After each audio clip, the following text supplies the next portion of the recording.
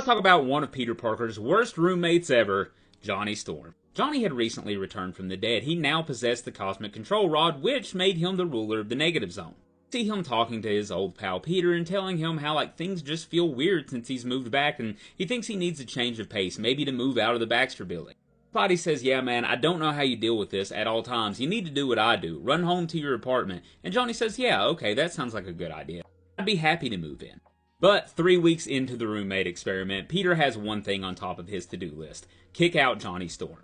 Pete's getting ready for work. Johnny starts screaming to him down the hall that he thinks Electro is attacking Manhattan. As Pete breaks out in a full sprint, Johnny tells him that he's just kidding, that it's time for breakfast because he knows his pal has a big demo today. But after Pete wraps up his meal, Johnny tells him to grab his coat because it's supposed to rain today. The thing he failed to tell Peter is that, thanks to Reed, their closet is now a doorway to the negative zone. Johnny orders the bugs to back away from the nerd and he gets Peter out of there, telling him, buddy, you better hurry, you're gonna be late for work now. At work during his big demonstration, Peter's phone starts ringing like crazy.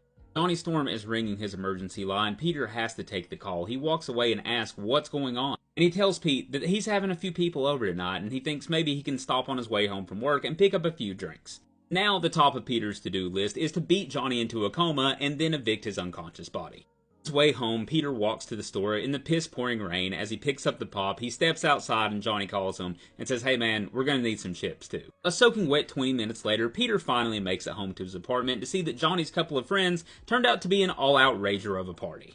Obviously, Peter Parker does not drink alcohol, but Johnny talks him into trying some non-alcoholic Magic Mare's Milk. And after the day Pete's had, he takes a shot and says, hell, how bad could it be? Turns out, pretty damn bad.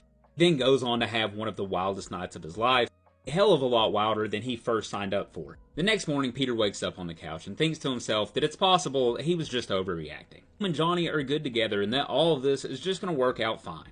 And Peter hears Johnny on the phone talking to a lovely lady that he was dancing with the night before and telling her that tigers don't like to cuddle. Lucky for you, I'm a lion. He tells her, no, you hit the jackpot. He hangs up the phone. He tells Pete that Mary Jane says hi, and as he walks off, he laughs and says he's just messing with him.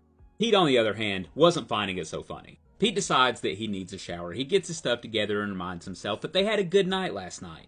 Gotta keep that in mind. You gotta take the good with the bad. Good air in, bad air out. As he opens the bathroom door, he's finally had the last straw.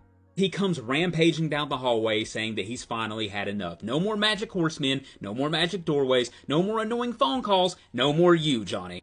He asks his friend, are you asking me to leave? And he says yes, it's time for you to go. Get the fuck out. And while Johnny thinks that Peter's just overreacting like normal, Peter takes him to the bathroom and says, here, take a look for yourself. Johnny says, yeah, that'll do it. I'll pack my bags. Annihilus is in their bathroom taking a big shit.